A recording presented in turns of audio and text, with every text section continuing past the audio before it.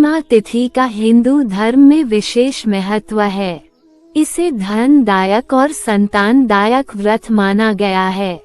जो लोग पूरे विधि विधान से पूर्णिमा का व्रत करते हैं और पूर्णिमा के दिन चंद्रमा का अर्घ्य देते हैं, उन पर भगवान विष्णु और माता लक्ष्मी की विशेष कृपा होती है। वैशाख पूर्णिमा व्रत 30 मई को रखा जाएगा। तो आइए जानते हैं पूर्णिमा व्रत की कथा। द्वापर युग में एक समय की बात है कि यशोदा जी ने कृष्ण से कहा, हे कृष्ण, तुम सारे संसार के उत्पन्न करता, पोषण तथा उसके संहार करता हो। आज कोई ऐसा व्रत मुझसे कहो जिसके करने से मृत्युलोक में स्त्रियों को विधवा होने का भय न रहे तथा यह व्रत सभी मनुष्यों की मनोकामना पूर्ण करने वाला हो। श्री कृष्ण कहने लगे, हे माता, तुमने अति सुंदर प्रश्न किया है। मैं तुमसे ऐसे ही व्रत को सविस्तार कहता हूँ। सौभाग्य की प्राप्ति के लिए स्त्रियों को 32 पूर्णिमाओं का व्रत करना चाहिए। इस व्रत को करने से स्त्रियों को सौभाग्य संपत्ति मिलती है। यह व्रत अचल सौभाग्य को देने वाला और भगवान शंकर के प्रति मनुष्य मात्र की भक्ति को बढ़ाने वाला है। यशोदा जी कहने लगी, हे कृष्ण, सर्वप्रथम इस व्रत को मृत्युलोक में किसने किया था? इसके विषय विस्तार पूर्वक मुझसे कहो। श्री कृष्ण जी कहने लगे कि इस भूमंडल पर एक अत्यंत प्रसिद्ध राजा चंद्रहास से पालित अनेक प्रकार के रत्नों से परिपूर्ण कातिका नाम की एक नगरी थी। वहाँ धनेश्वर नाम का एक ब्राह्मण था और इसकी स्त्री अति सुशील रूपवती थी। दोनों ही उस नगरी में बड़े प्रेम से साथ रहते थे। घर में धन धान्य आदि की कोई कमी नहीं थी। उनको एक बड़ा दुख था, उनके कोई संतान नहीं थी, जिस वजह से वह बहुत दुखी रहते थे। एक दिन एक बड़ा तपस्वी योगी उस नगरी में आया। वह योगी बाकी सभी घरों से भिक्षा मांगकर भोजन किया करता था, लेकिन उस ब्राह्मण के घर से भिक्षा नहीं मांगा करता था। एक दिन योगी गंगा किनारे भिक्षा मांगकर प्रेम पूर्वक, तब शंकर भगवान की कृपा से उसको गर्भ हो जाएगा।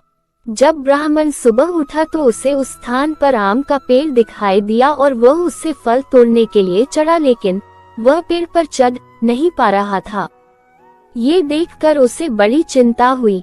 उसने भगवान गणेश की उपासना की और कहा, हे दयानिधे, अपने भक्तों के विघ्नों का नाश करके उनके मंगल कार्य को करने वाले, दुष्ट का नाश करने वाले, रिद्धि सिद्धि देने वाले, आप मुझे इतना बल दे कि मैं अपनी मनोकामना पूरी कर सकूं। इसके बाद वह पेड़ से फल तोड़कर अपनी पत्नी के पास पहुंचा। उसकी पत्नी ने अपने पति के कहे अनुसार इस फल को खा लिया और वह गर्भवती हो गई। देवी की कृपा से उसे बहुत सुंदर पुत्र पैदा हुआ। उसका नाम उन्होंने देवीदास रखा। माता पिता के हर्ष और शोक के साथ वह बालक बढ़ने लगा। भगवान की कृपा से बालक बहुत ही सुंदर था, सुशील और पढ़ाई लिखाई में भी बहुत ही निपुण था। दुर्गा जी के कथानुसार उसकी माता से 32 पूर्णमासी का व्रत रखा। जैसे ही 16वां वर्ष लगा, दोनों पति पत्नी बहुत दुखी हुए। कहीं उनके पुत्र की मृत्यु न हो जाए। उन्होंने सोचा कि अगर उनके सामने ये सब हुआ तो वह कैसे देख पाएंगे। तभी उन्होंने देवीदास के मामा को बुलाया और 1 वर्ष के लिए देवीदास को काशी में पढ़ने के लिए भेज दिया। 1 वर्ष के बाद उसे वापस लेकर आ जाना। देवीदास अपने मामा के साथ एक घोड़े पर सवार होकर चल दिया। उसके मामा को भी यह बात पता नहीं था। दोनों पति पत्नी ने 32 पूर्णमासी का व्रत पूरा किया। दूसरी तरफ मामा और भांजा दोनों रात गुजारने के लिए रास्ते में एक गांव में रुके।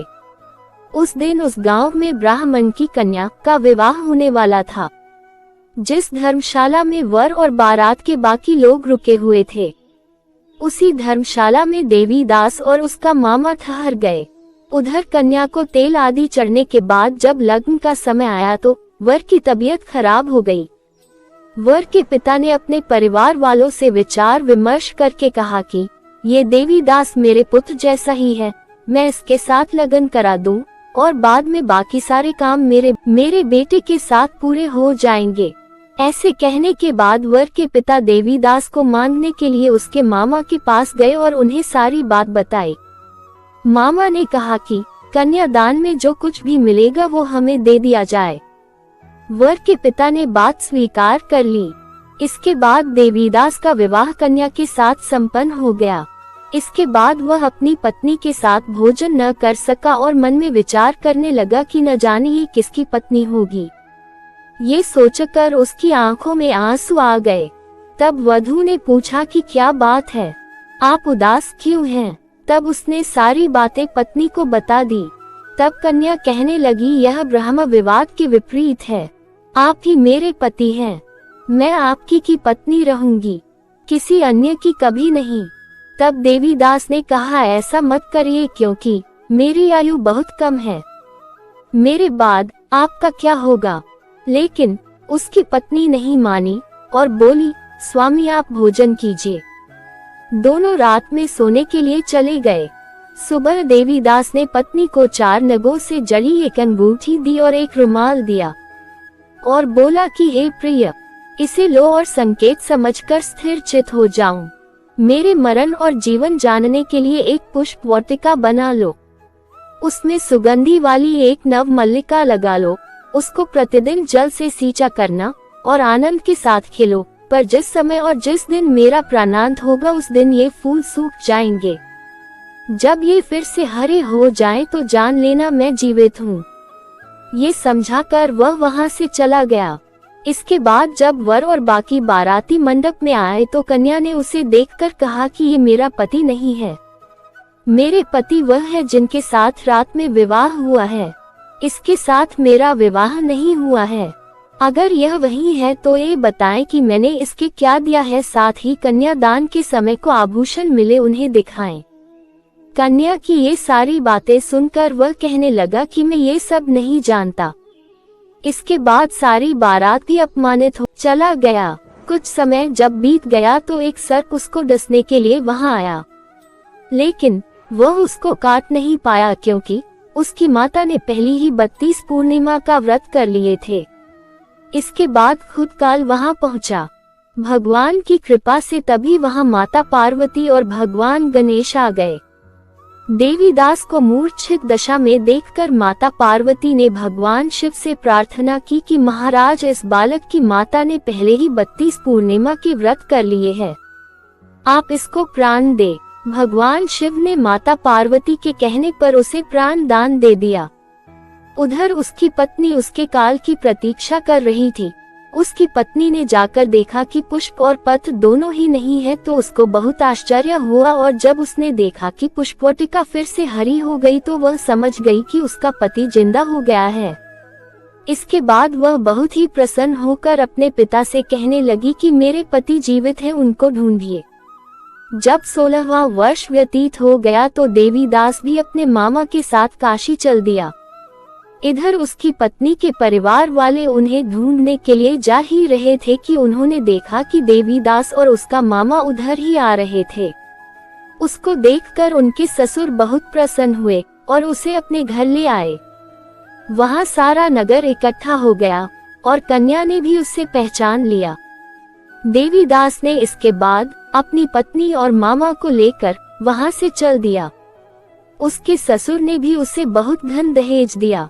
जब वह अपने घर की तरफ चल रहा था तो उसके माता पिता को लोगों ने खबर कर दी, तुम्हारा पुत्र देवीदास अपनी पत्नी और मामा के साथ आ रहा है।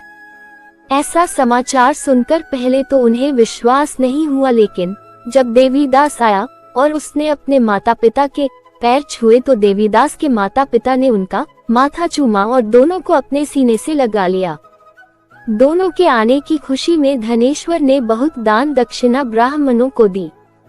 श्री कृष्ण जी कहने लगे कि इस तरह धनेश्वर को 32 पूर्णिमाओं को व्रत के प्रभाव से संतान प्राप्त हुई। जो स्त्रियां इस व्रत को करती है वो जन्म जन्मांतरों तक वैधव्य का दुख नहीं भोगती हैं और सदैव सौभाग्यवती रहती हैं। यह मेरा वचन है। यह व्रत संतान देने वाला और सभी मनोकामनाओं को पूरा करने वाला है। ओम नमः भगवते वासुदेवाय।